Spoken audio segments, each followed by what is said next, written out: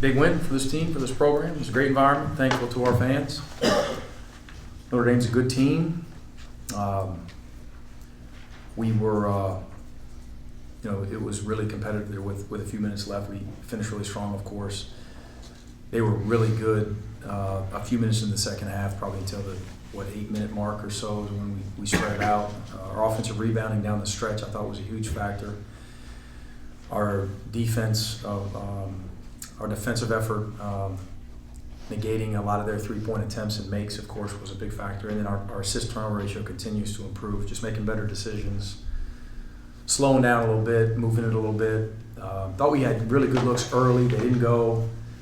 Got a little bit tight there offensively. Same thing, probably 5 minutes into the second half, but the way we finished was really strong. Coach, kind of about those early looks, started 0 for 9, 0 for 8 from 3 there. Yeah. How do you credit the guys for bouncing back and getting back into that game quickly? We got a mentally tough group. We just do. I mean, we were a few stops away from really separating, and we had a great defensive possession, which led to a Shrewsbury 25-footer off the glass, and we got that thing out and pushed it right down the court. That's something we've talked about and harped on, and responded really well to that. Because that was a dagger. That was a big one there. And, our mental toughness is something that we can hang our hats on, led by Silas. Asa's playing with a cold. He's coughing throughout most of the timeouts. He was 20 and 11. We got guys diving on the floor, just playing the right way. We had Silas and Tyron. I don't know what happened. I'm anxious to look at it on film, whether they ran into each other, ran into someone else, but they're both laid out and they both just bounced back, eager to get back in the game. Santos a little bit banged up. Love the toughness of this group. We've got to continue to maintain that, and protect that and hang our hats on that.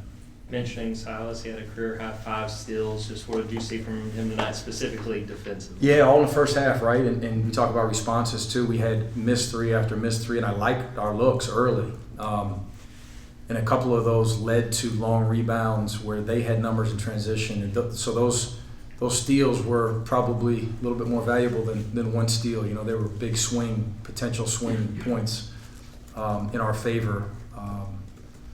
Really active. He looked fresh. He looked really excited to compete, with an ACC program, and that's who he is. Huge offensive rebound putback, big basket, and then another big offensive rebound on the left baseline. Really late in the game in front of our bench, which led to an ASA foul or basket. I can't remember, but just made some big winning plays as he does. And 2-to-1. And didn't have a ton of assists, but made some really good decisions, and I thought he played a good floor game. Dakota came out tonight and had 16 points. This is his 7th game out of 9 that he's had double digits. I mean, Just tell me about his immediate impact he's had since transferring here and what he's done as kind of the 6th man for your guys' team. He's ready. He's somebody wasn't going to start. We've got a few other good players, and I'm always careful because our whole league has really good depth, and our whole league is super, super talented. But he's got an argument, obviously. He's one of our best players, and he's handled the fact that, in game 1, hey, we've decided to start these 3 guards. He didn't bat an eye. He's just the same dude every day. Was probably the best guard on the court today. He hasn't turned the ball over in 2 games. I think he's finding more and more comfort, playing here and playing in against this level of competition and with these guys and all these transfers. Just like all the transfers throughout the country will continue, I think, to ease their way into their role. When SEC play comes around in January, do you think they'll reconsider making him a starter, or is he going to kind of stay the 6th man? No, it's not something I'm even worried about. Like, he's playing really well. The other guys are playing really well. I just don't feel a need. If it's not broke, don't fix it type mentality. He's now, will there be a certain game where he plays 33 instead of 21? Yeah, potentially, but that goes for the rest of our guards too. The next 11 days, what are those going to look like? Rest, off tomorrow, but then back at it a day. We'll find it. I think we've got one built-in 2-day period, which I think is really important for guys to get away from it. And we got to finish strong academically, of course. And we get a chance to, for the first time in a long time, just focus on us. Like, hey, let's change this, or experiment with this. We just had back-to-back games for a while, so that'll be refreshing to have an opportunity to kind of reevaluate us, our offense, our defense, our transition, our special situations, and then have an opportunity to play in front of our fans in a great environment in Atlanta against a really, really good mid-major program that was, as I told our guys, we did it. A lot of people I think would call us crazy to play the game, but we did it because we wanted an opportunity to play another quality opponent, and they're not a power program. They're not a high major, but they've got high major players and they've got a high major staff, and we've got to be prepared. It's a great opportunity for us. As far as that game goes, you're going to be getting Shane Montgomery back, I believe. Soon. For that one, right? I mean, he's eligible to play in that game. No, I think some things need to be worked out. All of our guys got to finish, and we got to go through, jump through, some hoops. And when we get the okay from administration, then that's when he'll play. And whenever that is, he'll be ready. He's got as much energy. I was going to ask him what impact, once he does come back, what impact is he going to make? Pressure on the rim, effort, intensity, a high-level competitive spirit, pressure in the basketball. We talked about Silas's ability to get deflections, to create havoc defensively. He's as good as anyone on our team in those areas. Good teammate, just ultra-competitive, anxious for him to be able to showcase his abilities and to be able to coach him in a real game. I'm anxious for him to be able to play with these guys he loves playing with every day, and vice versa. You talked about it a little earlier. 1 turnover in the first half, 5 total throughout the game. How far has this team come just in 9 games in that metric there? Some of it's us, of course, but some of it is who you're playing defensively. And they're really, really good defensively. Totally different though, right? They forced us into some late contested threes, and so you look down and you say, we were 6 of 26 from 3. That had a lot to do with Notre Dame's defense, and we had played.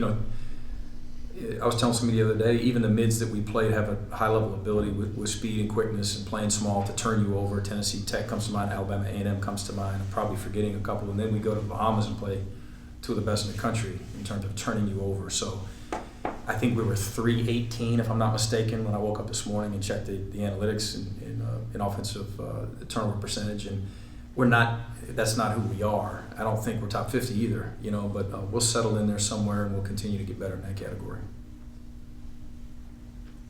Asa scored all of his 11 first half points in the last 5 minutes of the first half. Mm-hmm. How important is it to have a guy that can make things happen so quickly? It's huge. He's just a really talented guy. He's got such humility that he can lose himself in a game and score within the flow, and just be the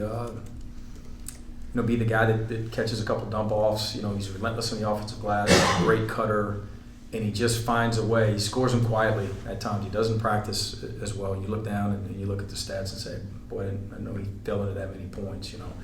But we're an equal opportunity offense. We share it, and we're not ISOing guys a lot. We don't rely upon one guy or 2 guys.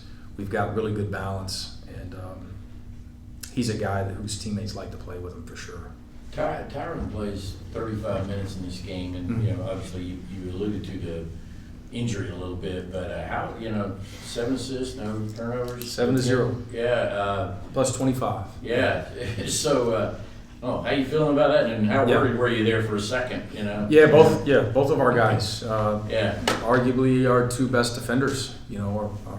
Are banged up, and some of these young front court guys are coming and defensively and probably wish they were in that conversation and probably should be, but those guys are experienced defenders. Tyron, 5th-year guy. Yeah, his decisions,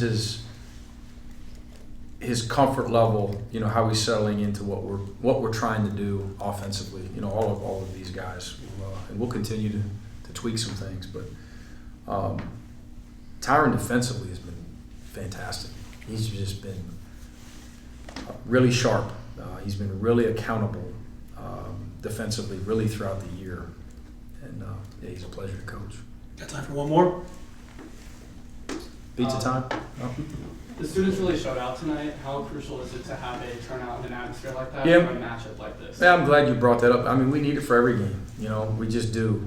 That's what is. That's the SEC. I mean, SEC basketball. We got packed arenas. We got great arenas. We got proud fan bases, and we need, we need their support. We need their help, and hopefully it continues to increase the butts in the seats. Our guys, not our guys, our students, I thought were a really big factor, especially defensively down the stretch. And yeah, I urge anyone who hasn't been to a game, give these guys a chance. Our guys play hard, they play connected, and I think they're fun to watch. I do, and especially when we're sitting down in the stands like that. Thank you, Coach. Thank you.